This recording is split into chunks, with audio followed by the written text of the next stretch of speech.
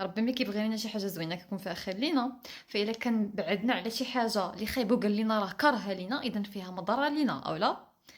ايوا اجي نفكركم في واحد الحديث. قال صلى الله عليه وسلم: ان الله كره لكم ثلاث: قيل وقال، واضاعه المال، وكثره السؤال. انصحوا كل وحده فيهم. قيل وقال: يا عرفتي فلانه راجلها طلقها وعرفتي ولدها راه يلاه دخل الحبس، يا ربي السلامه. هذه في الثقافه عندنا شي حاجه اللي عاديه، يعني متفقين عليها. إضاعة المال هي شي وحده ملي كتجي وكتبغي تقول لك شتي هاد المكنه هادي شريتها بنص مليون. ومهم ديك فاش كنشريو شي حاجه اللي تافهه بزباله ديال الفلوس على والو. كثرة السؤال: ايوا شحال كتشدي في الصالير؟ وما ناويش تزوجي؟ كتعرفي شي واحد؟